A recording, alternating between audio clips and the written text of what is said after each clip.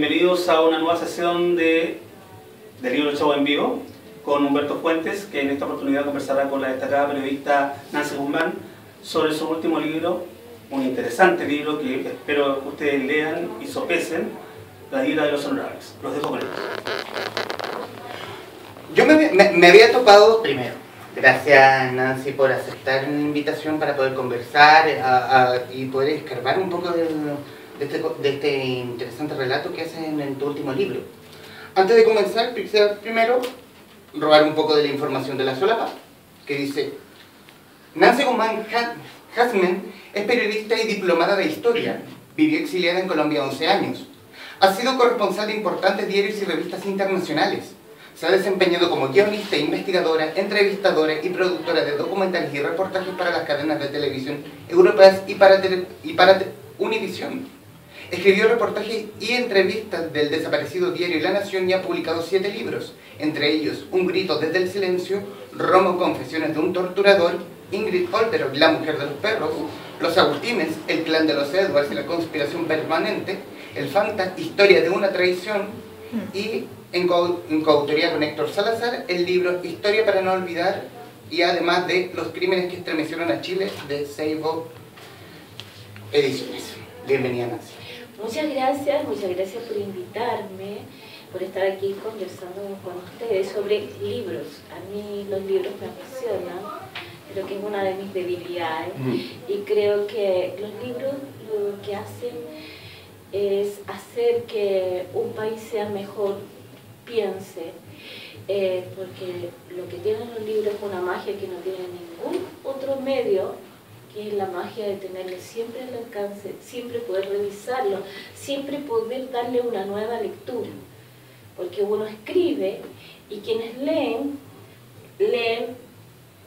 otra cosa, otra interpretación, reinterpretan lo que uno escribe. Y eso es lo maravilloso, porque se produce un diálogo sin estar junto con las personas. Un maravilloso diálogo. Y este libro además muy entretenido de abordar. Y a mí me gusta, yo siempre comienzo con en la entrevista que hago con cuál fue la idea principal de la cual nació el libro. Pero también en el prólogo nombras a un periodista, el señor Eugenio Lira Masi, que tiene una obra muy similar a esta, que él también escarba en los honorables de aquella época. Recordar, periodista del diario Clarín, después del Puro Chile, entrevistador para Canal 13, y después uno de los 90 más buscados del país durante dictadura, y muerto en extrañas circunstancias en París. Exactamente. Bueno, Lira Masi fue mi mentor, digamos, así desde el más allá, en un momento en que yo estaba pensando en la tragedia que es tener un país donde sus autoridades elegidas, sus autoridades que forman esta democracia, no alcanzan a tener un 10% de aprobación ciudadana. O sea, qué grave es para el país tener personas que se eligen y el ciudadano no las conoce, no sabe lo que piensan, no saben cómo votan, no saben lo que ganan, no saben lo que hacen por el país. Y por lo tanto rechazan a estas personas que son elegidas y que representan la democracia. Eso me pareció muy grave. Yo dije, yo pongo ahí que hay que tener ojos y oídos para identificar dónde están los problemas que hacen que un país que pasó por una dictadura y que a 27 años de esta interminable transición, el ciudadano hoy día no se encuentre con el mundo de la democracia, el mundo elegido, el mundo que se elige. Es como digamos que la autoridad desaparece y cada 4 años pasa, como los artistas callejeros, pasa el gorrito y pidiendo el voto ciudadano. Exactamente. Bueno, a eso se replegó al ciudadano gracias a dos cosas. Uno, la dictadura tuvo una fuerte influencia en alejar al ciudadano de la política, en decirle que los señores políticos eran todo un montón de señores corruptos, que lo único que hacían era llevarse la plata, no hacer nada, y bueno, y eso se aprendió además a golpes, a torturas, a muertes y a desaparición. Y por otro lado, cuando llega la transición, se expulsa nuevamente al ciudadano que va y quiere participar de este triunfo que es la democracia, después de 17 años de dictadura, se le dice stop, usted váyase a su casa, porque aquí lo que vamos a gobernar somos nosotros, somos los que sabemos. Ustedes, mejor que se queden en su mundo privado, los jóvenes váyanse a la juerga, váyanse al reventón, váyanse, disfruten de la vida, y los que tienen tarjeta de crédito, los que tienen dinero, váyanse al mall, para eso se lo estamos haciendo en los malls, para que ustedes disfruten. Ahí está el disfrute de esta democracia. Usted puede elegir entre un iPhone y otro teléfono de otra marca. Eso puede disfrutar, ahí está la democracia, y a cada rato nos dicen que la libertad está en tener una telefonía buena, en tener más gigas, en tener mejor computador, ahí está la libertad. Y mencionaba usted también a Augusto Pinochet, sobre todo porque esta historia comienza el 11 de marzo de 1990, la instauración de estos nuevos líderes que mencionó usted, que no, nosotros nos encargamos, usted vaya a hacer lo que sea.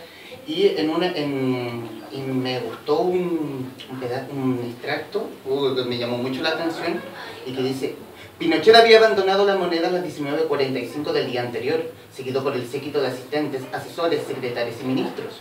Hubo llanto, incluso entre algunos de los periodistas de la Copucha, que a su salida le declararon su lealtad eterna. Muchos pensaron que esto sería por mucho y que el general volvería victorioso a pisar los patios del palacio, como lo había hecho Ibáñez. Sí, eso yo lo vivía. Yo me acuerdo esa tarde cuando salió Pinochet con su séquito,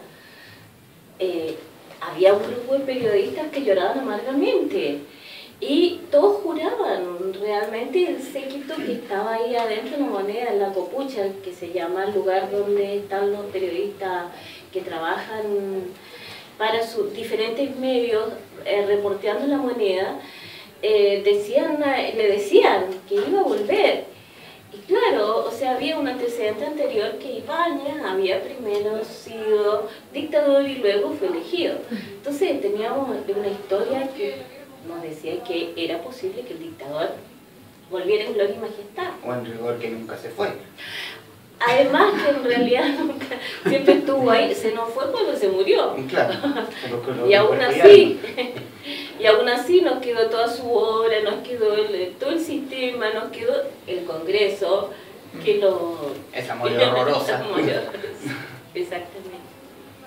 Bueno, y la instauración, en alguna parte que habla de la democracia de los acuerdos o el fin de la política, en una parte donde mencionas: a eso se sumó la brutal derrota de la izquierda, a punto de llevarla a una renovación que algunos denominaron renegación, y traspasó las fronteras ideológicas que demarcaban la sana diferencia entre derecha, el centro y la izquierda.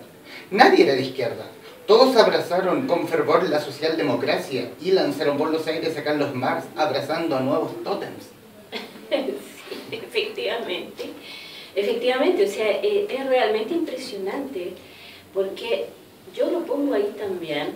Yo cubrí desde el año, me mandaron como enviada especial el año 89, me habían mandado para el plebiscito como enviada especial, y llegué aquí el 89 para cubrir todo ese año electoral. Y por esas razones yo conocí mucha gente, muchos personajes que después van a ser diputados, senadores, directores, ministros y qué sé yo. Y yo me acuerdo, como que si fuera hoy, que la gente de izquierda cuando fue a votar por Elwin, decía, como yo digo ahí como mantra, con asco, sin violencia, vote Elwin. O sea, porque realmente era como... Es como una frase, ¿no? Sin miedo. Era la copia, pero era sin asco, porque Elwin había sido quien había finalmente facilitado la acción del golpe de Estado, cuando le cierra el diálogo a Salvador Allende. Y que le gana la candidatura a Gabriel Valdés con un método muy espurio, muy ¿no? espurios. Entonces era esta frase que se repetía como mantra, pero una vez instalados en el gobierno, todo el mundo como que se deshizo de ese traje que tenían de izquierda y se transformó en eso que ya venía con ese nombre, la izquierda, ¿ya? Que empezó a adquirir una pose y además a sentirse muy cómoda dentro de ese poder. Demasiado cómoda en ese remedio de democracia que era la transición, ¿no? Donde se nos convocaba, se nos decía que nos iban a convocar a votar cada 4 años, que luego se transformaron en 6, luego volvieron a ser 4, y que nosotros teníamos que esperar ordenadamente que eso sucediera y contribuir con nuestro voto para continuar esta transición que seguía y seguía y seguía. Entonces, claro, fue un proceso donde hubo una enorme cooptación de un sector y una separación, por lo demás, de la sociedad. La sociedad se separa y aquí queda el mundo político y acá queda el mundo ciudadano.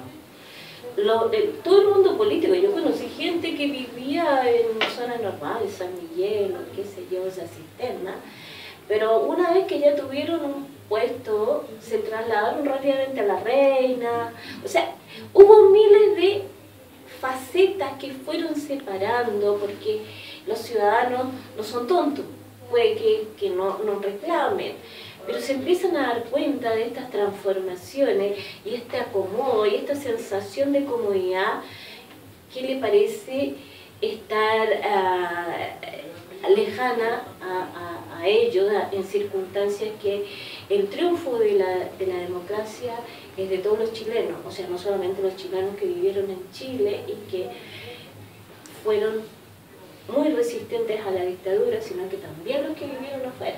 O sea, esta democracia es una consecuencia de muchos sectores, incluso de ciudadanos no chilenos que aportaron desde fuera para que aquí hubiese finalmente una democracia, una transición a una democracia. Y en una parte, pues cambiando quizás no tan diametralmente de tema, hace una pequeña mención a los famosos conversos. A los famosos conversos tan cariñosamente nombrados por Mónica Echeverría en un libro, no sé si el último o el penúltimo. Sí. Donde dice, aquí está: la verdad es que nadie los condena por ser ricos. La condena es por la vía que emplearon para ser ricos. El uso de las relaciones políticas que adquirieron siendo personeros de confianza de los gobiernos de la Concertación para influenciar, promover y defender intereses particulares de grandes grupos de poder económico. Mencionamos los Tironi, los Brunner, Correa, el niño símbolo. las hermanitas, las Velasco, Pilar ¿cómo se llama? ¿Belisario? ¿Ah? ¿Belisario?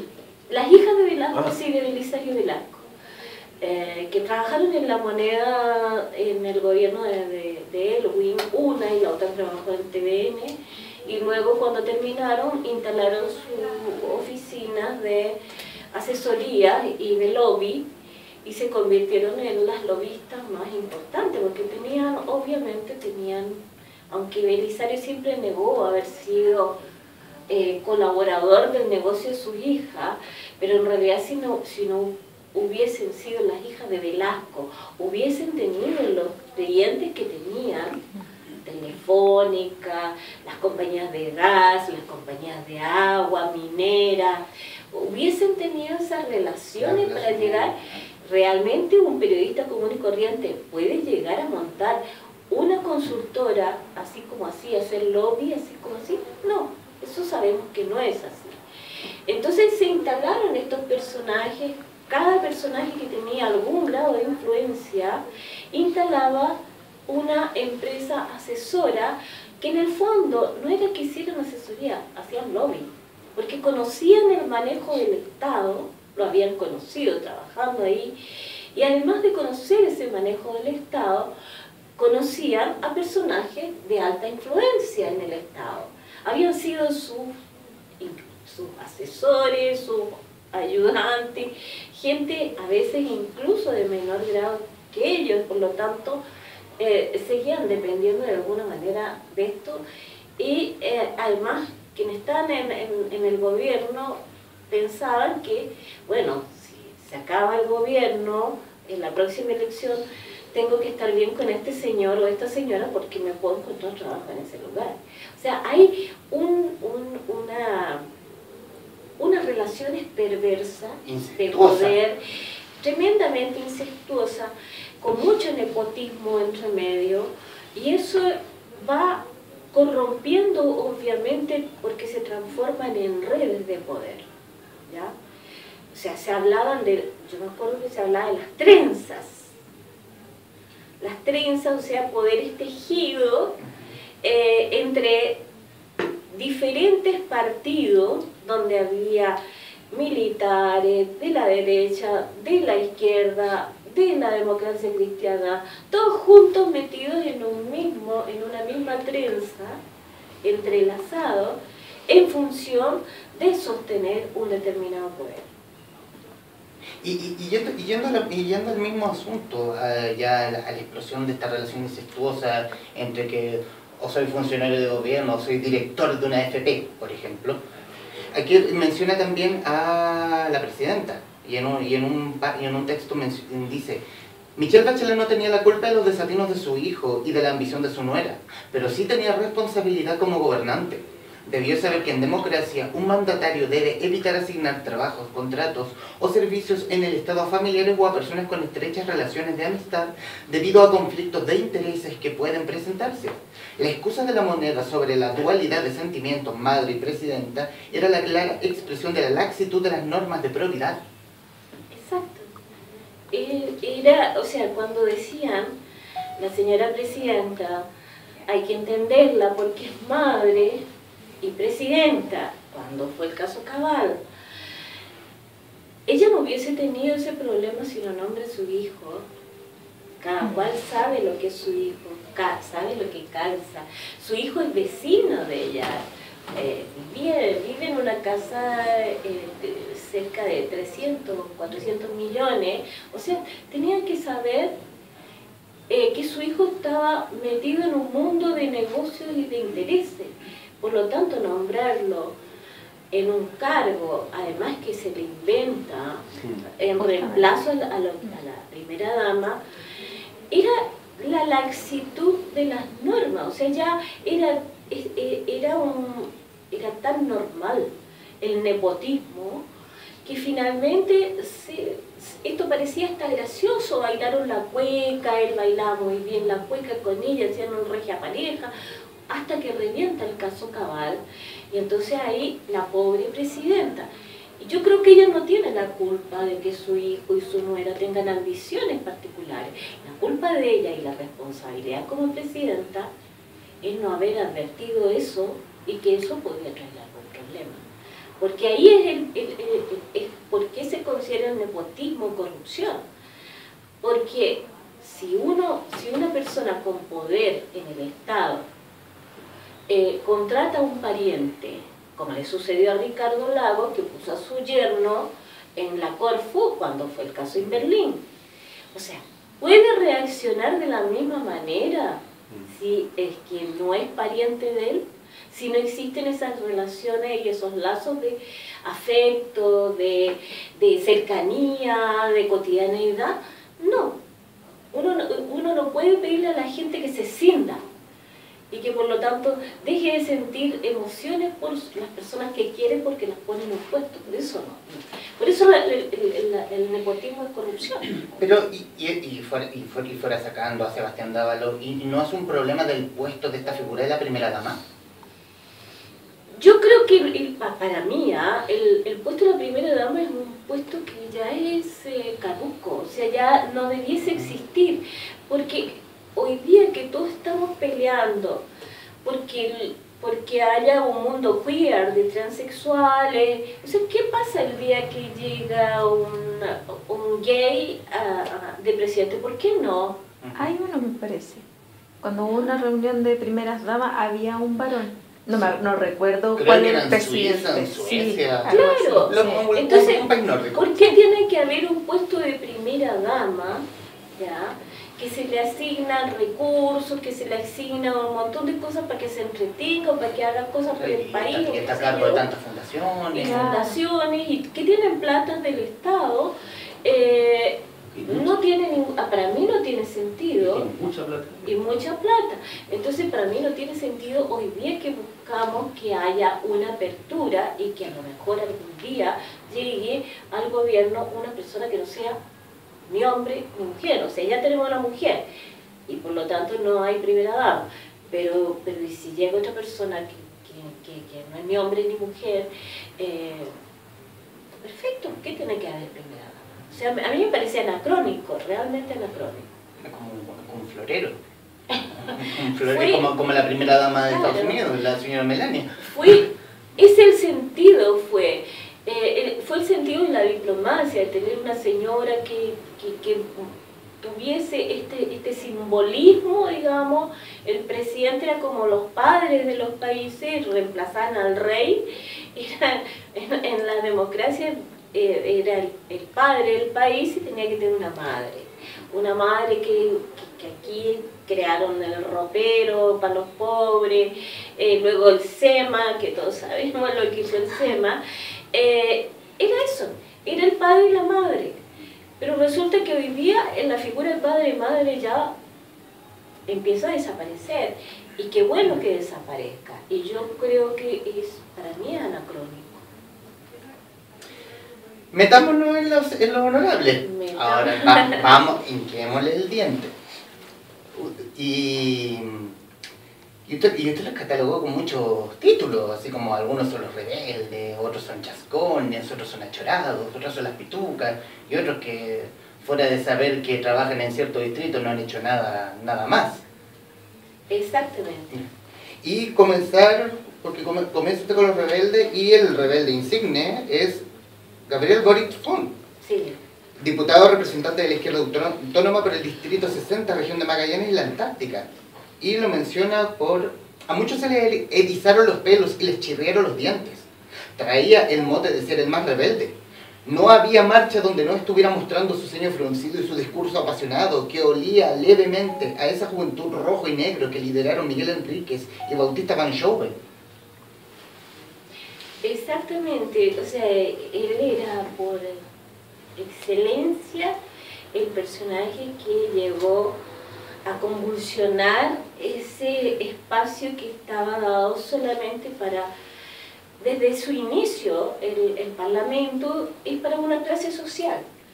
O sea, no llega al Parlamento cualquiera, porque es donde se iban a definir las leyes, y las leyes se iban a definir para una clase social. Y tiene el doble mérito que llegó rompiendo el molde de los grandes conglomerados políticos. Y entra este muchacho con el pelo al viento, con un chascón, con pinta de leñador, leñador nórdico.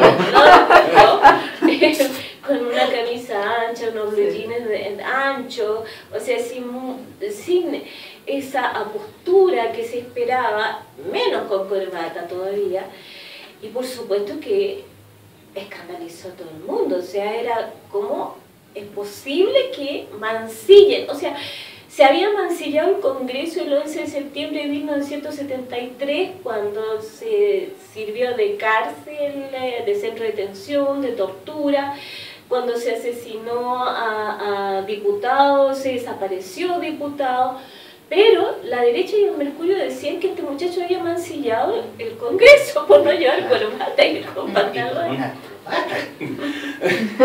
Con una corbata, increíble. Y con otro de los achorados, va dirigido también al líder de Revolución Democrática, y aquí yo no encontré porque yo no tenía idea. ¿Quién es Giorgio Jackson Drago? No tenía idea que se llamaba Kenneth. Ese es un detalle pequeño. Un detalle pequeño. Sirve mucho de muchas palabras para alabar su trabajo, al igual que Gabriel Boric, y obviamente en el caso de Giorgio carga con, no sé si el estigma, pero también con el mote de que si llegó al diputado fue también por un, no sé si favor, por decirlo, de que la nueva mayoría en el distrito de Santiago se haya bajado sus candidatos y él haya sido el que fuera el ganador, Sí. Como la niña bonita. Sí, sí. Sí, hubo ahí una negociación que finalmente durante todo este periodo parte de la nueva mayoría le ha sacado en cara, cuando vota a favor, cuando vota en contra de alguna ley, le sacan en cara, ya, pero tú que tuviste que se te dio el espacio porque estuvieras acá, no estás engañando, o sea, casi como marido celoso, le reprochan cada vez que él vota en conciencia. Y que su conglomerado haya sido las cabezas del Mineduc en el primer año, claro. Por lo menos. Sí. Hay varias cosas que se le han sacado. Yo pongo lo bueno y lo malo de todos los diputados, ¿no? O sea, hay cosas detallitos, como Boric cuando tomó el barco, alguien que habla de privilegios y no a los privilegios, que me parece muy sano, que no haya ningún privilegio, y usa un barco de la Armada para ir con su familia, me pareció un poquito feo, o sea, eso no se hace, ¿ya? Es quizás una yaya menor, una herida menor, un así suavecito, pero es un raspón, es algo que no debe hacerse con la plata de los chilenos.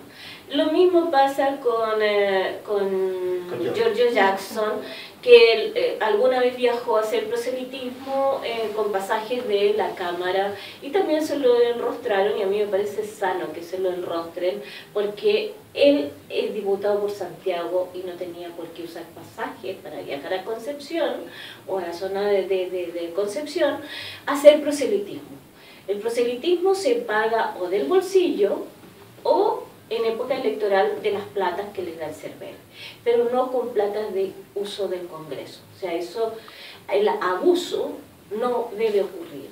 Pero también ocurre porque, claro, yo me enteré, el escándalo fue mayúsculo, pero uno es sabido los viajes del diputado Asbun, del distrito de la Florida, claro, hacer el mismo proselitismo para la región de la Araucanía para su candidatura a senador. Claro, no, estamos de acuerdo. El asunto es que ellos han puesto justamente ese matiz de la transparencia y el matiz de la corrección. Entonces lo que uno le pide y le recuerda que ese matiz que ellos tratan de poner también tienen que hacerlo aunque duela, aunque muchas veces uno diga, bueno, porque a él le dicen y a este otro que lo hace todo el tiempo, es que ese que lo ha hecho todo el tiempo no solamente ha hecho todo el tiempo ese abuso, ha hecho 20.000 abusos, ¿ya?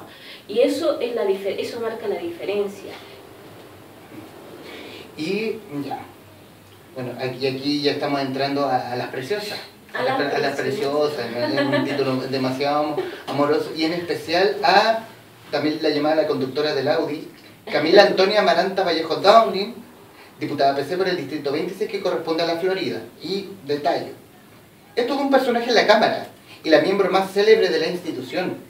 Con su voz suave cambió el eje del debate político y social chileno en 2011 cuando lideró las marchas por una educación pública y de calidad. Es la única diputada reconocida más allá de nuestras fronteras. Su rostro y su liderazgo recorrieron el mundo. Fue admirada por millones de jóvenes del mundo y no hubo portada de diario o revista que no llevara su fotografía. Exactamente. Yo creo que es la persona más notable que hay, porque justamente es la más conocida internacionalmente, fue un ejemplo, fue puesta. Yo misma hice un reportaje en Página 12 en esa época, le hice una entrevista. Apareció en el New York Times, en El País, apareció en todos los diarios y en todas las televisiones del mundo. Se organizaron estudiantes en otras partes del mundo basados en este ejemplo y en esta niña que lideraba y que era muy bonita, muy fotogénica y todo. Yo creo que es la única que es conocida internacionalmente, no es la más, es la única. Y quizás por eso la animadversión, o es también porque aquí se ha dicho que los comunistas son como hijos del demonio. Yo creo que vamos a hacer una segunda Cuba. Ella encierra, a ella la encuentro, casi la pongo de rebelde, porque ella es bien rebelde, o sea, ella incluso no es la típica clásica comunista. Es más, uno a veces puede ver al Partido Comunista cuadrándose atrás de ella, pero ella es capaz de tener voz propia cuando algo no le parece, al margen de su partido. O sea, ella dijo que no iba a votar por Lagos, encaró a Lagos en época preelectoral, donde Lagos pensaba ir por la nueva mayoría, donde está el Partido Comunista. Entonces, ella puso en el fondo al Partido Comunista alineado con su posición de rechazo al Lagos, que fue finalmente muy importante. Lagos tuvo que salir a decir: estas niñitas no saben lo que hizo el señor Lagos antes que ellas nacieran. Pero bueno, yo creo que ella tiene esa cosa que es una rebeldía bien interesante. Ella ha acusado de que en todos los partidos políticos en Chile y en la política, por ejemplo, chilena, hay machismo. Eso es obvio, o sea, hay que considerar que hasta el día de hoy el Partido Demócrata Cristiano tiene una diputada, Yana Proboste. Y los partidos que son progresistas tienen 3, 4, no hay ninguna relación entre la población y la representación que tiene la población en el Congreso, porque la población en Chile es mayoritariamente femenina. El Congreso, la representación es mayoritariamente masculina. O sea, hasta en eso hay un desequilibrio que es bastante poco democrático si lo miramos. Claro, mencionaba también como a los finales a Yana Proboste por la lucha que ha tenido que dar con su propio partido, por este patriarcado que es la democracia cristiana, ¿sí? hace la mención. Sí. Y, bueno, aquí, y esto yo lo encontré, y uno lo tiene como gente de bastante estima. Marcelo Gastón Chilin Rodríguez, diputado por el Distrito 12 de la región de Valparaíso, comunas de Limache, Olmué, Quilpué, Villa Alemana.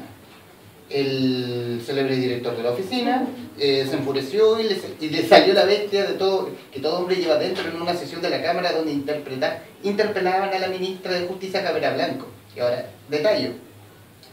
En medio del griterío y el fragor de la interpelación, toda la Cámara quedó perpleja con la salida de madre del ex embajador.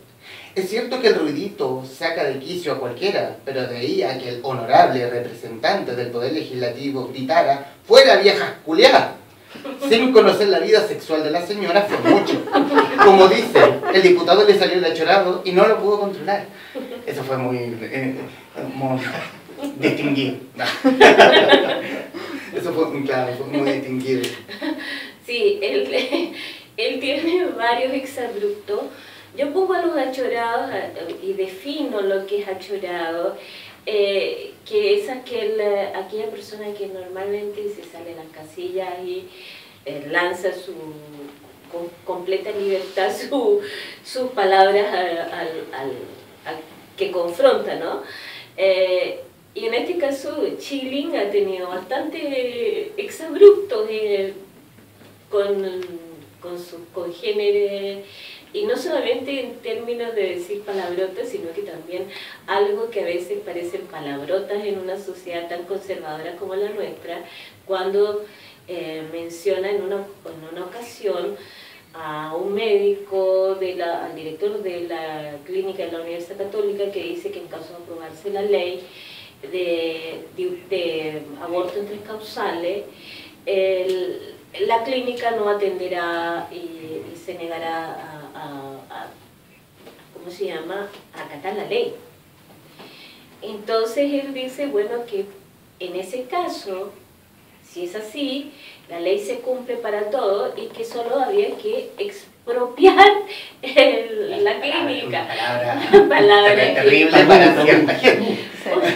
Una palabra que a todo el mundo lo sacó de sus casillas y entonces lo acusaron y acusaron al gobierno de ¿cómo se llama?, de que sí era o no era marxista. Bueno, vino toda una cantidad de... Y el discurso de Guerra Fría. Y el discurso de la Guerra Fría que viene siempre, y las amenazas de que si se sigue así, entonces se va a parar la inversión, porque siempre la derecha sale frente a cualquier cosa, que si eso sucede, van a parar las inversiones. O sea, si hay ley de aborto, se van a parar las inversiones. Si hay, no sé, si Boris, incluso hay un meme muy gracioso, si cuando Boris se estira en la cámara del Mercurio, raramente le saca la foto, cuando uno está ahí, ve que todos se estiran, porque las discusiones y todo, sí, uno fue testigo en redes sociales que se hicieron Pedro el Mercurio. Y le sacaron un meme muy gracioso que decía: mañana el Mercurio dirá cómo el bostezo de George Jackson afectará las inversiones extranjeras o la bolsa. No me acuerdo cómo es muy gracioso. Las redes sociales. No, los memes, no, pero hay un diputado que incluso trató de poner una ley de antimemes. Sí. Y después explicó que no sabía lo que eran los memes, o sea, hizo una ley de antimemes y no sabía lo que eran los memes. ¿Era Ceroni? Fue mal asesorado. No. Fue uno de derecha, no me acuerdo. Lo encontraremos por ahí. Crucemos la vereda. Vámonos a los mediáticos. Y uno de los mediáticos que a mí me llamó la atención es José Manuel Edwards Silva, o también el Rojo Edwards. El Rojo Edwards. Y diputado por el Distrito 51 de la región de la Araucanía, conformado por las comunas de Carahue, Cholchol, Freire, Nueva Imperial, Pitrufquén, Puerto Saavedra y Teodoro Schmidt. Y en una parte en especial, porque yo también fui testigo, como también usuario de redes sociales, los incendios del verano lo pusieron al rojo. No se pudo contener y acusó a cuanto cristiano pudo, al director de la CONAF, a la presidenta, al gobierno en general, a los mapuches, entre otros. Pero sobrepasó los límites y cometió un ilícito. Pagó a las redes sociales un inserto criticando al gobierno por no pedir ayuda a los militares.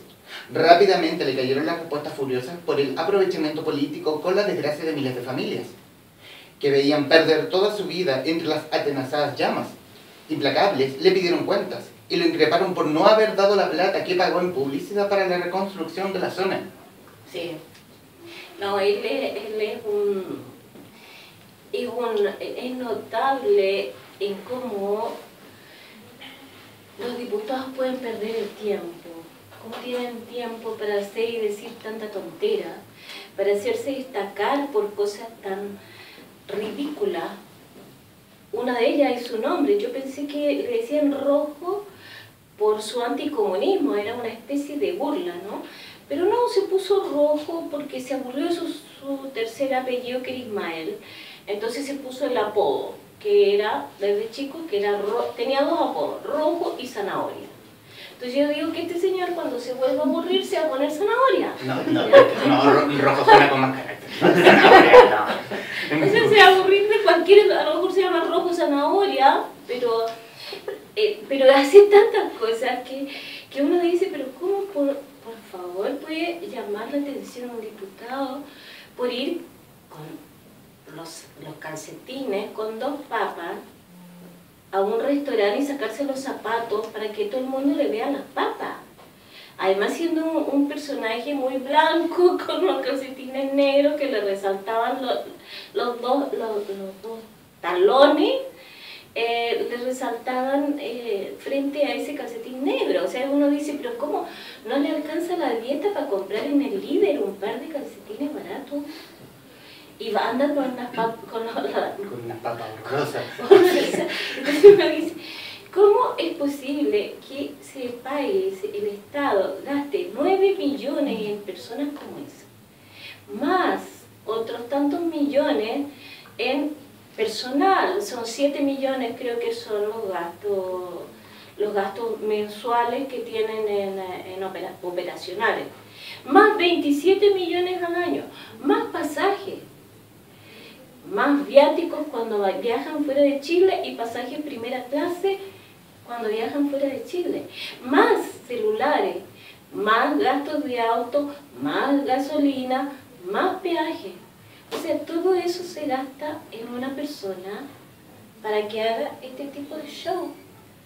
Eso es como dramático. Claro, el valor de redes sociales, yo lo mencioné en un review que hice del libro. Y aquí tenemos uno de los desaforados y uno en especial. Y creo que lo vamos a unir con una conversación que tuvimos con usted, don Mario. Mario Cerda, dueño de la Aquila Forestal, por si acaso.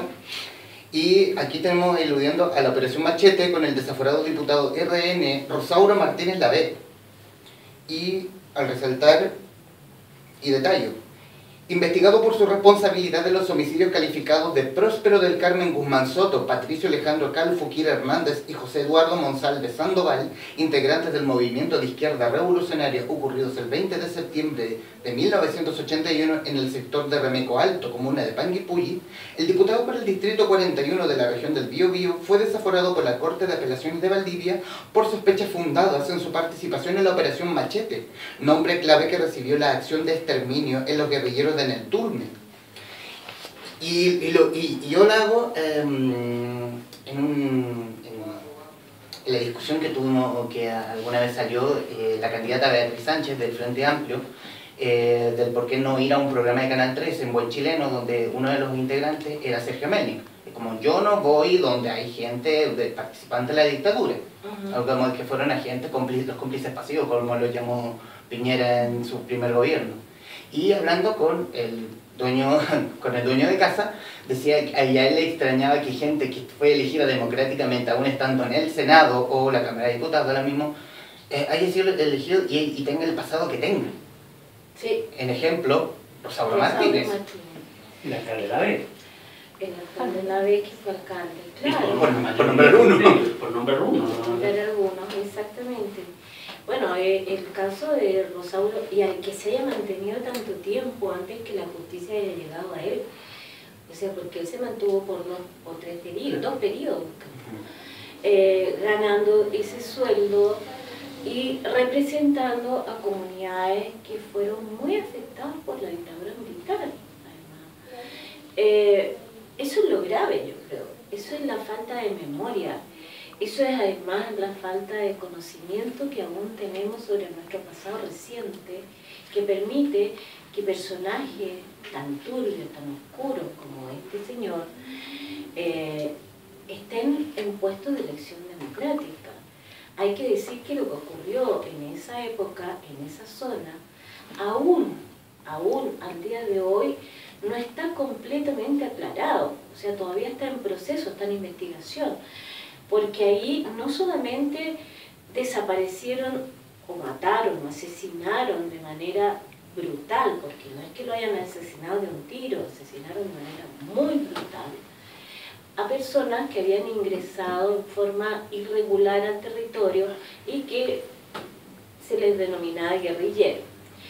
Eran personas que en realidad en el momento en que llegan las Fuerzas Armadas a esa zona estaban enfermos, en invierno, no tenían ropa adecuada, no tenían armas, porque las armas las habían enterrado en otro lugar y estaban en una zona, en un tatú, en un reducto, donde no tenían las armas para defenderse, tuvieron que caminar durante muchos días.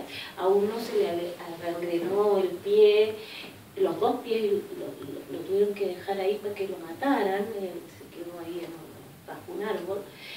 Pero además de eso, al parecer hubo campesinos que fueron detenidos, torturados y asesinados para que denunciaran a gente que ellos no tenían ni idea. O sea, ahí hubo una masacre que fue hasta el día de hoy poco conocida.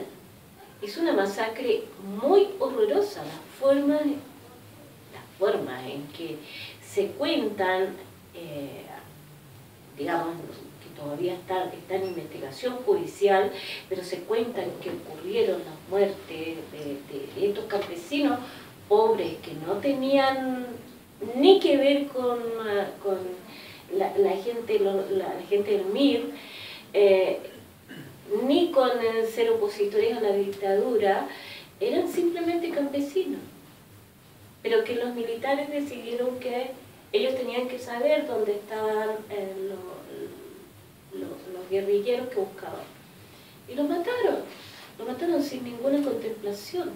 Entonces, estas historias que hoy día vamos sabiendo como de cuenta gota, este personaje es uno de los personajes fundamentales de esos crímenes. Y lo tuvimos durante 2 periodos en un puesto de representación democrática. Eso es lo real. Vamos a cambiar y sí, no es un problema del internet. Ah, bueno. De la internet. Aquí nombramos a la nieta de Allende, a la diputada Maya Alejandra Fernández Allende, Sí. hija de Beatriz Allende, nieta de Salvador Allende y heredera de una parte de la historia política del siglo XX. Pero en política a veces no basta esa herencia. Se requiere de una capacidad de liderazgo y habilidades políticas que se pueden aprender o desarrollar con el tiempo. A pesar de su ascendencia, parece que esto aún no está muy desarrollado en Maya. Sutil. Fuera, muy sutil. Pero después es considerada una diputada aplicada. Eso es. A ver. Carga mucho el tema del apellido de la diputada Allende. O sea, yo creo que en este caso la familia Allende, el apellido Allende tiene una carga muy fuerte. Obviamente en este país hubo en alguna época hasta el 73 personajes que traspasaban los partidos, como fue Frei, ¿ya? Y eran freístas, y el otro era Allende, que había gente que no era ni socialista, ni comunista, ni mapu, era allendista. Lo había seguido por todo su periodo y era allendista, le creía a él. Y por lo tanto, ese apellido Allende tiene una fuerza que es enorme, porque además es el presidente que muere en la moneda, que da ese discurso que es muy emocionante, y por lo tanto hereda hacia adelante toda una carga política que uno no la ve en Maya, ni la ve en Denise Pascal también, que es hija de su hermana, de Laurita, que era también era diputada, y era una diputada muy respetada por su discurso. Y no lo ve porque no son personas. Allende era una persona que en el momento más terrible de su vida, que es cuando está cayendo su proyecto, cuando el país está muriendo, la república, es capaz de pegarse un discurso sin un papel en la mano que va a trascender no solamente un momento, una época y un país, o sea, va a ser mucho más allá que eso. Y uno no ve, ahí está a Maya Fernández haciendo un discurso a capela, como podría decir, o sea, todo lo lleva escrito, todo lo hace escrito, o sea, no tiene ni esa herencia que tenía, ni esa herencia de su abuelo, ni la de su madre, que es la Tati Allende, que también era una mujer que, si bien no hacía discurso, pero era una mujer que tenía un impulso político y una presencia política que fue muy fuerte en la época. Entonces, uno, ¿qué puede decir? Puede decir lo que ve, ¿no? Yo vi que era una persona que no daba la talla, y que lo más que uno puede decir, bueno, el apellido Allende pesa, digamos, pero no tiene la talla de su abuelo, ni de su madre, ni de su tía abuela. ¿Qué se le va a hacer? Claro, que no Eso uno no puede hacer nada. Claro, que lamentable. Y estudiosa porque lleva todo anotado y está tomando nota. Es una persona que trabaja. O sea, en eso no hay nada que hacer. Está trabajando, uno la ve trabajando. Un tema de la oratoria de los políticos de antaño versus los políticos de ahora. Claro, yo creo que más que eso, yo creo que el ser político no se improvisa. Y yo creo que en este país estamos acostumbrados que los nombres heredan tras suyo, o sea, heredan también cargos, ¿no?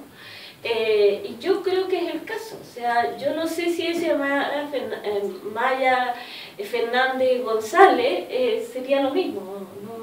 No creo. O sea, el apellido Allende sí pesa a la hora de los votos, todavía sigue pesando. Aquí tenemos al hijo del rector. Ernesto Silva Méndez es de la élite de la derecha más conservadora. Aquí fue una de las izquierdas del caso Penta. Hijo del fallecido rector de la Universidad del Desarrollo y presidente de AFP Cuprum, este prohombre de la UDI es miembro del círculo más íntimo de Joaquín Lavín y Jovino Novoa. Desde su tierna infancia, gente muy pro. Desde su tierna infancia, el diputado del Distrito 23 aprendió los negocios y la política de la mano de su padre y su grupo de amigos, donde estaba su tío, Carlos Alberto Delano, que llegaría a ser conocido por el caso Penta. Aquí hay un reguero de pólvora para empezar con el caso Penta, después le siguieron Sokimich, pero este fue el caso, la punta de lanza. La punta del iceberg, claro. Bueno, Silva es uno de los diputados que más me aterra. O sea, yo realmente creo que no conozco así esa imagen aterradora en el Congreso más que él. Es un personaje que yo le pongo que es como Torquemada, ¿no? Yo cuando lo vi en la interpelación que le hizo la ministra Kraus, él le decía así, pero con una cara impresionante: mire la cámara, señora ministra, mire. O sea, le daba órdenes a la ministra que mirara la cámara y respondiera, cosa que a mí me pareció demasiado agresivo, demasiado aterrador. ¿Desplante? No, yo diría aterrador, ni siquiera desplante. O sea, una persona que está acostumbrada al avasallaje. Entonces era como que estaba mandando a la nana de su casa, ¿no? Y eso por televisión y en directo a todo el país, y nadie se da cuenta. O sea, un personaje que tiene atrás de sí esta investidura de una clase social, de un poder que lo hace y lo representa. Es un señor que no esboza sonrisa, es un señor bastante particular y aterrador. Yo tengo un problema en redes sociales. Yo no sé por qué me sigue tanta gente de derecha. Esto es una cosa muy cotidiana que le estoy contando. Y yo no sé por qué, pero eso es una cosa muy cotidiana. Saltemos al niño símbolo de las redes sociales. Gustavo Adolfo Asbun-Selume. Claro, Gustavo Adolfo Asbun-Selume es todo un caso. Algunos dicen que es de origen psiquiátrico, otros simplemente ideológico, pero es un caso. Y nombrando un párrafo en especial: se ganó las burlas de la mitad del país, mientras la otra mitad, al igual que Asbun, no entendió lo que leía. Memes con una foto de Asbun y un cerebro bajo la leyenda separados al nacer hicieron furor. Fueron tantas las burlas que dio pena su incapacidad de evitar el ridículo. Y esto fue en una mención que hace de la Teletón por el tema del aborto, los 3 causales. Sí, yo pongo que es el único personaje que es capaz de decir en este país que de aprobarse el aborto en 3 causales, se va a acabar la Teletón. O sea, ya era como la ridiculez, el absurdo, esa capacidad de, o esa incapacidad de pensar siquiera, porque puede decir cualquier otra barbaridad, pero decir que si el aborto se aprobaba en las 3 causales, era el fin de la Teletón, porque iba a primar la eugenesia y entonces no iban a haber niños con discapacidades, con bracitos cortados. O sea, era no entender lo que leía. Como aprobar la eugenesia. Claro. Sí, él dijo que era lo mismo que aprobar la eugenesia. Y eso es muy profundo, porque eso significa que este señor no leyó la ley. No entiende lo que era el aborto en 3 causales y cuándo se aplica el aborto en 3 causales. Uno es cuando el feto es inviable, el otro es cuando es causal de una violación, y el otro cuando corre riesgo la madre, es un riesgo de vida.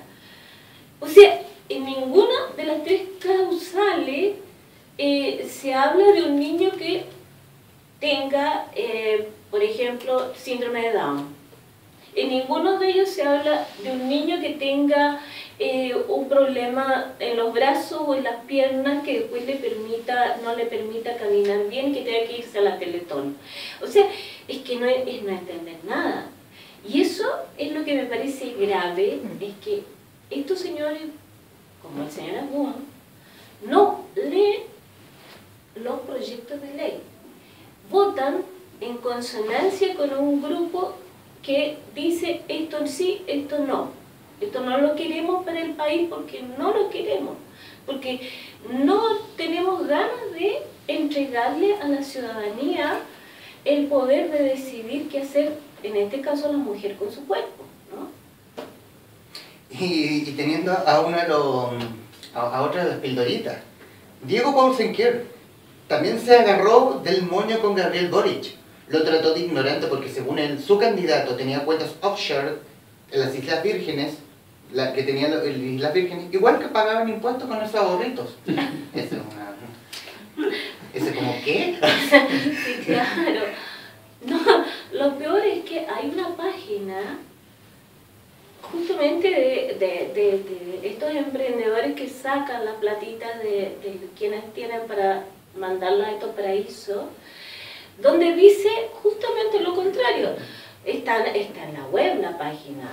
Y entonces les proponen a la gente que tenga sus platitas que las saquen a estos paraísos porque no van a pagar impuestos, porque en caso de herencia no pagan impuestos. O sea, porque están libres y solamente tienen que pagar un monto mínimo, no sé, 200 dólares. 200 dólares, una cosa así, para tener su plata libre en estos lugares y libres de todos los impuestos del país, cuando el país realmente necesita los impuestos para todo lo que son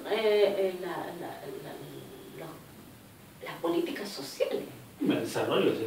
Claro, pero esencialmente en este mundo neoliberal son las políticas sociales, porque las carreteras hoy día las licitan, las cárceles las licitan, los hospitales los licitan. Saludos, Ricardo Lagos.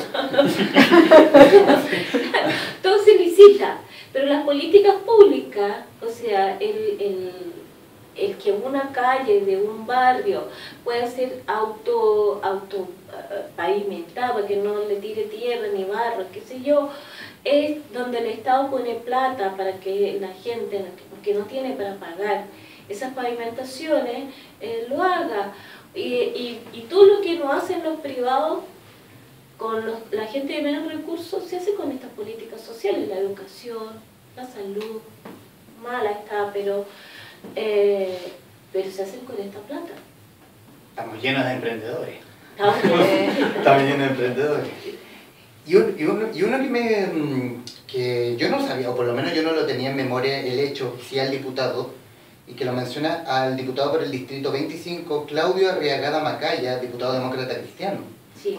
Y detallo, todo cambió cuando le descubrieron que había hecho firmar a su equipo de trabajo un documento de reducción de salarios bajo la amenaza de aplicarles el artículo 3A de la ley 18.918 que le permitía despedirlos en cualquier momento por pérdida de confianza. ¡Qué bello! Lo terrible es que el diputado Arriagada fue al principio muy reconocido porque fue el primero que se declaró gay dentro de ese mundo de caballeros y señoritas. Y por lo tanto todo el mundo lo aplaudió por su valentía, por esa capacidad de romper con estos cercos que establece la sociedad. Él fue el alcalde por La Granja, creo. Sí. Claro, él tenía una carrera más bien municipal. Municipal. Y entonces todo el mundo le mucha simpatía, pero resulta que él es realmente atroz, terrible, vengativo con la gente que trabaja con él, o sea, le rebajó la dieta, ha tenido varias quejas y además es uno de los diputados que pidió plata, porque hay o sea, hicieron un fondo que se le llamó el Bancongreso, donde pueden pedir plata a 24 cuotas, sin intereses, ¿ya? Y él fue uno de los diputados que pidió eso completamente irregular, o sea, haciéndose préstamos con plata del Estado de Chile, con plata nuestra, de todos los ciudadanos. Entonces no es solamente este caso, sino que también eso muestra su hilacha, ¿no? Que es una persona que no tiene, al menos no tiene un poco de criterio respecto a la responsabilidad que tiene su cargo. O sea, uno dice, bueno, un señor que viola las leyes laborales, que maltrata a sus trabajadores, y cuando tiene que votar por la reforma laboral, ¿qué va a hacer? Se va a abstener. Claro, estamos rodeados de gente, de emprendedores y gente muy seria. Son tan buenos para abstenerse. Y aquí mencionamos a una persona que se mencionó en entrar a la conversación, y que es por lo menos el detalle bueno que tiene la democracia cristiana, que es la diputada Yana Proboste. Ah, sí. Es la única mujer de su bancada, empática, dinámica, de risa fácil y comprometida con su partido, aunque a veces se pasa una rayita a la izquierda. Ha llegado al Congreso con mucho esfuerzo y se nota porque pelear un cupo en un partido que parece que solo tiene hombres y soledad al guiar, es para sacarse el sombrero. Lo bueno es que siempre parece hacer lo que cree correcto. Es una diputada que vale la pena. Sí. Yo recuerdo que ella es una persona que, si yo fuera demócrata cristiana y estuviera por su distrito, podría ser mi candidata, porque es una persona honesta. Y que vale la pena que esté en el Congreso, ¿no? A pesar que todos recuerdan de ella cuando levantó las manitos por la ley de educación, que después terminó siendo sí, terminó siendo un fracaso, pero por lo menos como diputada, una persona que trabaja, que yo tengo constancia de que así es. Y uno que me gustó, que me lo leí con demasiado ahínco, que lo tiene como el rey de los carepalos, es al diputado PPD por el distrito 17, circunscripción que corresponde a Conchalí, Huechuraba y Renca de Santiago Poniente, el señor Daniel Farkas Gendelman. Ah, sobrino de Sergio Melnik. Perdón.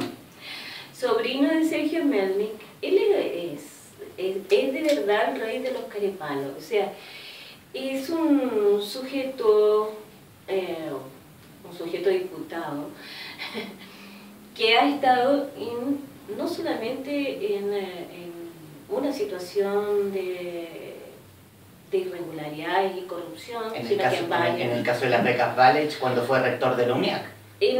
Primero comenzó con el CENSE, cuando lo nombraron director del CENSE en el gobierno de Ricardo Lagos, si no me equivoco, y está el asunto, digamos, la investigación sobre corrupción, donde curiosamente pagó los platos rotos un suche, digamos, del CENSE, por pago de... ¿Campañas políticas? No. Por pago a empresas que no habían hecho las capacitaciones, porque el CENSE es una institución que capacitaba a los trabajadores. Entonces las empresas capacitadoras licitaban, universidades, institutos, qué sé yo, licitaban con el CENSE. Había que tener una OPA o no me acuerdo cómo se llama, en realidad había que tener una organización para licitar. Y resulta que pillaron que había un montón de pagos, millones, que no se habían hecho las capacitaciones. O sea, el Estado había pagado plata destinada al mejoramiento de las condiciones de los trabajadores en el mundo laboral a financiar supuestamente campañas. Y eso no lo pudo hacer un segundón, eso tuvo que haber tenido una orden que venía de un poquito más arriba. En ese momento Farkas sale de la CENSE, Girardi lo niega 3 veces y dice no, él ya no es PPD, no aparece por aquí, ya no sé qué, se va a la UNIAC, donde lo contratan para que haga la magia de darles un título a través de las becas Valech a quienes no tenían ni siquiera la condición de educación para postular a una universidad con carreras además que no servían para nada. Y este señor Farkas se va a viajar porque va a Suecia, donde había más chilenos exiliados que tenían la beca Vales, a inscribirlos para estos títulos de fantasía que daba la UNIAC, a costa también de platas del Estado, ¿no? Tal fue la situación que fueron los propios chilenos en Suecia los que los usaron, ¿ya? Porque había gente mayor, se suponía que esas becas eran para quienes... Eran cursos de computación, creo. Era cualquier cosa, pero se suponía que eran para quienes, habiendo sido detenidos, torturados, habían tenido que dejar sus carreras a medio terminar. Y por lo tanto el Estado le reconocía esta situación de injusticia y le daba estas becas para que pudieran terminar su universidad, sacar una carrera e integrarse al mundo laboral con buenas condiciones. Pero y la UNIAC se inventaron este negocio porque era plata cautiva, el Estado se la pagaba, ¿ya? Eran millones que pagaba el Estado a las universidades. Y fue el segundo caso. Pero ya siendo diputado ha tenido varios casos incluso de violencia al interior con el diputado Vlado Mirosevic. Por el caso del software libre. El software libre. Y que en algún momento lo empujó, trató de pegarle. Y después cuando el diputado Mirosevic lo acusó, él dijo que había sido al revés, que el diputado lo había intentado empujar o lo había empujado, pero desafortunadamente para él, y que bueno para el resto, que bueno para todos nosotros, que habían las cámaras de las cámaras y la imagen se ve claramente donde él está agrediendo al diputado Mirosevic. Y por lo tanto fue castigado. Fue castigado también cuando mandó WhatsApp o mensajes injuriosos contra el alcalde Jadwe, y la diputada Carol Cariola ahí fue multado por la Cámara. O sea, es realmente un carepalo. O sea, eso que todo el mundo dice, el carepalo es el que se gana el carepalo. Y hablemos del caso como de un parque o una plaza donde el alcalde Jadwe iba a construir por la escasez de terreno iba a hacer un jardín infantil, y ahí fue como una batalla campal con su colega la diputada Noguera, donde tiene al amigo del carepalo y gente abrazando árboles, todo. Sí, se encadenaron a un árbol. O sea, además la diputada Nogueira, hay que recordar que su marido, el alcalde Cornejo, que hoy día es asesor de la alcaldesa de Providencia, la alcaldesa Matei, fue el que voló todos los árboles, todos los parques de esa comuna. O sea, porque construyó edificios, incluso fue acusado porque vulneró las leyes de urbanismo, las leyes de desarrollo urbanístico de la comuna. Por lo tanto, agarrarse de un arbolito para decir que estaban defendiendo la naturaleza frente a la necesidad de ser un jardín infantil, era ya tener poca vergüenza. Eso sí es ser el rey y la reina de los carepalos. Y hablando, tomando lo último que usted me dice de la poca vergüenza, en una descripción que hace de la declaración de interés y patrimonio del señor Jadwe, fuera de algunas propiedades, claro, del Farkas, y donde es propietario del 99% de un capital de 10.766.467.465 pesos e inversiones, clon ilimitada. Su patrimonio, claro, su patrimonio que lo obliga a hacer un fideicomiso ciego, asciende a 10.848.974.577, y la respuesta es maravillosa. Eso le dice el diputado. Tener el patrimonio como el que tengo la fortuna de tener, gracias a mis padres genios y a mis hermanos talentosos, a uno le da la independencia de tomarse las cosas de manera distinta. ¿Qué? el carepalismo No, no hay salvaje. no hay ninguna explicación de dónde vienen esos 10.000, no sé cuántitos millones. Como le discutimos la fortuna al candidato Piñera, claro. y este caballero... No, pero tuvo que hacer un fideicomiso ciego igual que Piñera, por la cantidad de plata. Pero uno dice de dónde saca esa plata, el origen. ¿Dónde está el origen? Él dice, no, porque tal como tú leíste ahí, es por el genio de su hermano y su familia, no sé qué. Por el genio de ellos, ni siquiera el propio. No, el ajeno. Claro. Estaríamos toda la noche hablando de los 120 diputados, porque ya hemos hablado creo que lo suficiente, y ahora yo creo que vamos a ir a lo que viene, porque con eso cierra usted el libro. Y en uno de los textos dice: no es ninguna novedad que todos los partidos políticos se aprontan a disputar los 35 nuevos cupos para aumentar su influencia en la Cámara. Tampoco es novedad que la campaña será bastante reñida y que las denuncias y acusaciones van calentando el ambiente. La pregunta es cómo afectarán los escándalos por corrupción a los partidos políticos involucrados y si habrá sanción para quienes aparecen recibiendo dinero en forma irregular en sus campañas políticas, aunque no hayan sido desaforados ni procesados. ¿Puede afectar eso? Yo veo gente que está, mínimo que está digna para la silla eléctrica. O sea, por eso pregunto, ¿cómo afectará? Sí. O sea, si el ciudadano va a tomar en serio esta situación o se va a quedar ese día de elecciones en su casa pensando en el odio que siente y que sigue sintiendo por estos señores que están ahí, echándole la culpa a la política. La política no tiene la culpa. La culpa la tiene bien compartidita este mundo de la política, pero también compartidita con nosotros mismos los ciudadanos, que permitimos que estos sujetos sigan existiendo, sigan teniendo esos puestos, sigan llenándose los bolsillos con plata del Estado a costa de nosotros, para seguir montando estos shows. Entonces, es una responsabilidad compartida. Y yo creo y espero que todos salgamos a votar y salgamos a votar por quienes no han hecho de la política un negocio privado, o un negocio para su familia, o un negocio para sus amigos, sino que por quienes realmente quieren un país distinto, con derechos asegurados para todos los ciudadanos, y con una sociedad mucho más amable, y no una sociedad como la que vivimos hoy día, donde ha aumentado, primero que ha aumentado el suicidio, ¿ya?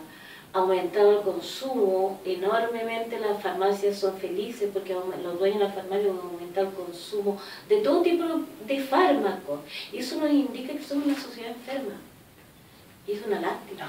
Aquí en el centro, como una farmacia en cada esquina. Y llenas, todas, Todas llenas.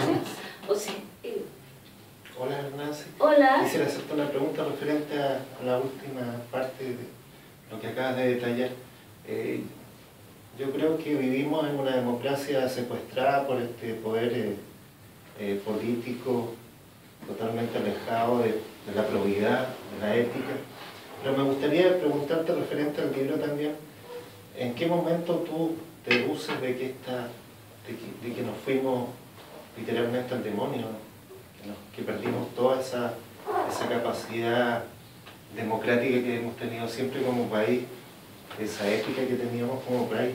Si eso se dio específicamente después de que ganó el no, o tú crees que esto realmente se cortó, esta tradición histórica, con el golpe? Yo mentiría si digo que me di cuenta cuando comenzó la transición que iba a pasar esto. No, uno se va dando cuenta con el tiempo de cómo la sociedad justamente va involucionando en política en lugar de ir evolucionando. Yo viví fuera de Chile y lo que más me acuerdo era la admiración que se tenía de Chile porque era el país más politizado y por lo tanto era el país que hasta el 11 de septiembre de 1973 había logrado transformaciones increíbles por la vía del voto. O sea, tanto así que Allende salió por un voto, ¿no? Salió por el voto ciudadano. Yo creo que ahí es la suma, tal como dije anteriormente, es la suma de dos factores. Uno, una dictadura de 17 años, donde su discurso preferido fue justamente los señores políticos son los que llevaron al país a esta situación. Los señores políticos son los que obligaron a las Fuerzas Armadas a responder de esta manera, haciendo sentir al ciudadano en forma simbólica que las muertes, los asesinatos, los crímenes y la pobreza que hubo durante los años de recesión de la dictadura, cuando se traspasa, digamos, todo el Estado a los privados, era responsabilidad de los políticos. Por lo tanto, la gente se marginó de la política porque pensar en política era correr riesgo, por un lado. O sea, yo me acuerdo que una vez me impresioné haciendo un reportaje porque me fui a una población, a La Legua, y me puse a conversar con un caballero sobre los tiempos de antes y qué es lo que esperaban de la democracia. Entonces él hablaba de la época de las mutuales y que en esa época las mutuales reunían a los trabajadores y ahí se bailaba, había lectura de poesía, había actividades culturales y actividades políticas propiamente tales, o sea, se reunían en función de sus intereses de trabajadores. Y entonces le pregunté, bueno, ¿usted tiene hijos, qué sé yo, nietos? Sí, me dijo, pero yo a mis nietos no quiero que se metan en esto. Entonces le dije, ¿pero cómo? Dijo, sí, porque a mí me costó el Estadio Nacional. Y no quiero que a él le pase lo mismo que a mi nieto.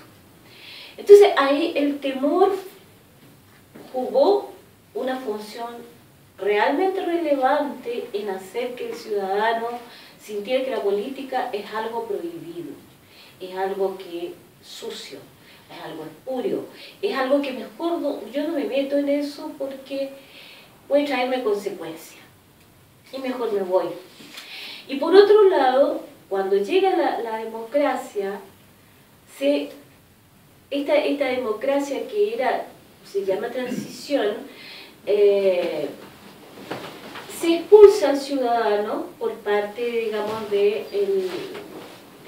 mundo político, se le expulsa primero con la lógica de que ya se había sufrido suficiente y era el momento en que quienes sabían debían gobernar porque iba a ser un periodo muy difícil, ¿ya?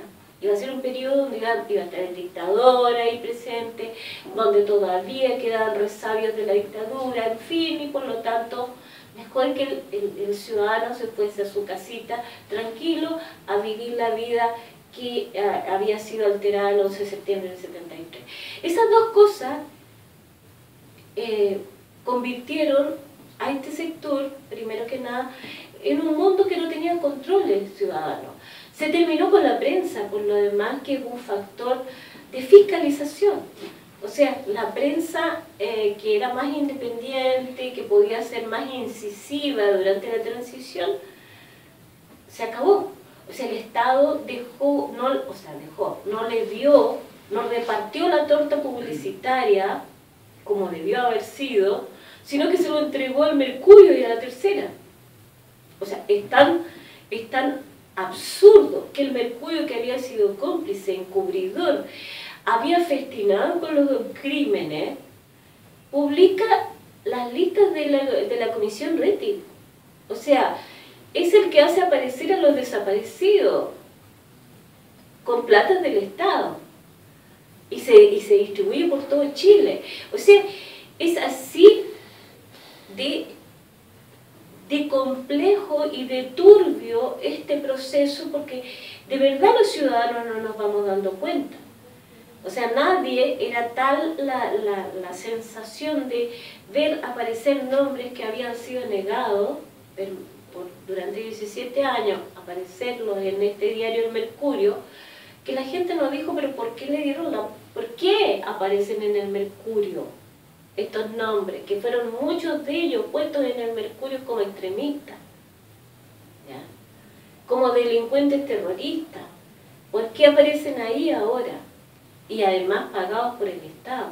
Eso nadie lo hizo, porque finalmente nos sometimos a esta situación de darle aire para que el proceso se fortaleciera.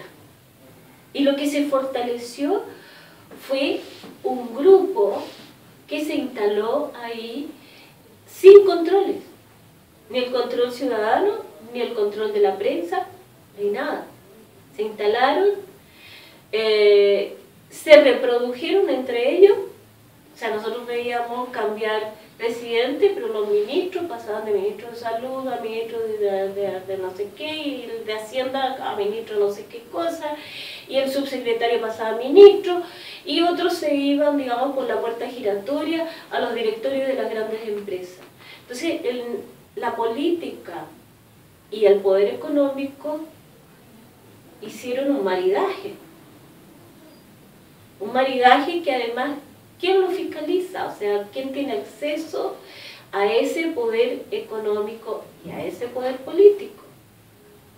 O sea, yo me acuerdo de que, y yo lo pongo en el libro, que el Mercurio festinaba. Yo soy una lectora de diarios muy exhaustiva, y creo que las páginas sociales del Mercurio sobre todo son muy importantes, porque ahí uno se va dando cuenta del mundo que se mueve, tanto en las empresas como en la política. Yo me fijo, leo la página social, porque uno ve los nombres que están apareciendo.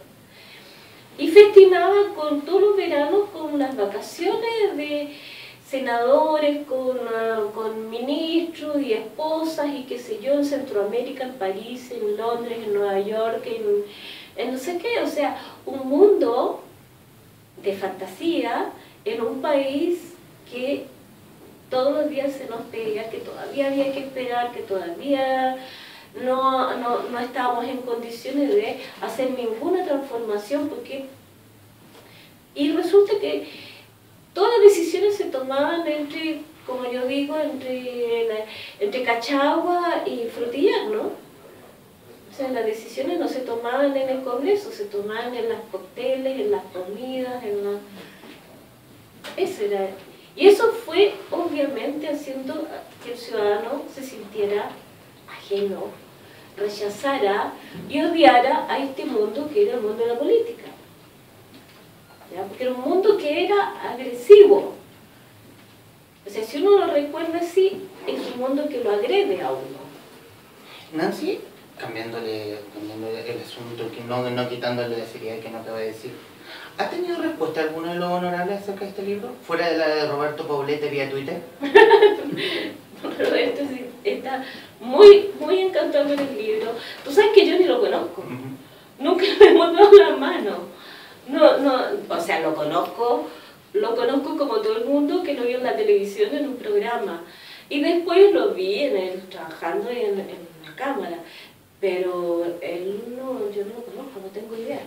No nos hemos dado la mano, no nos hemos presentado. Es más, él, cuando lo llamaron de la Cuarta, preguntó que por qué lo llamaban, porque no tenía idea del libro, no tenía idea quién era.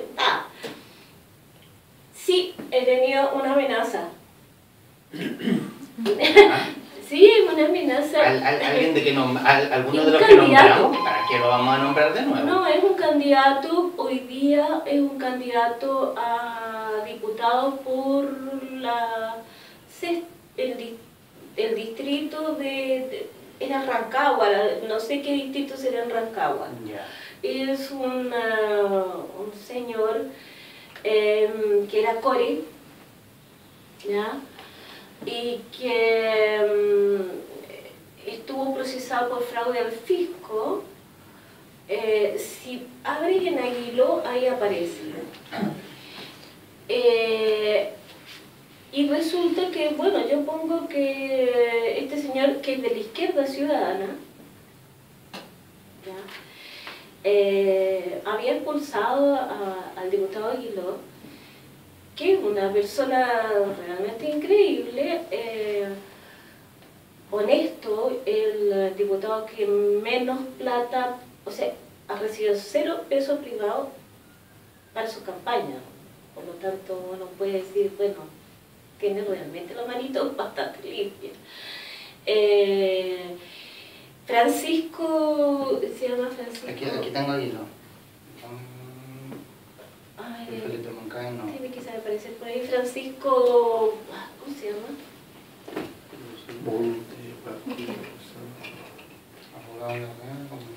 Él llamó a Planeta para amenazarme con una querella por injurias y calumnias. Afortunadamente conseguí, porque según él dijo que eso era una calumnia del diputado, yo investigué finalmente Gustavo Parragués, Francisco Parragués. Este señor Parragués era un core y está acusado por fraude al fisco porque resulta que los core aprueban proyectos de desarrollo comunal y en fin. Y bueno, este señor pedía en cada proyecto un pedacito, una colita del proyecto. El raspado de olla. El raspado de la olla. Y tiene un proceso. Y resulta que él entonces me dijo, mire, ¿sabes qué? Yo la voy a demandar porque soy abogado. Y usted no solamente me está ofendiendo a mí, sino que además está causándole un daño moral a mi familia. Y a quienes me conocen, en fin. Yo le dije, mire, bueno, si hay un error de mi parte, porque la información la conseguí y es pública, si hay un error de mi parte, yo voy a decir en todos los programas donde me inviten que cometí un error con usted. Le voy a pedir disculpas.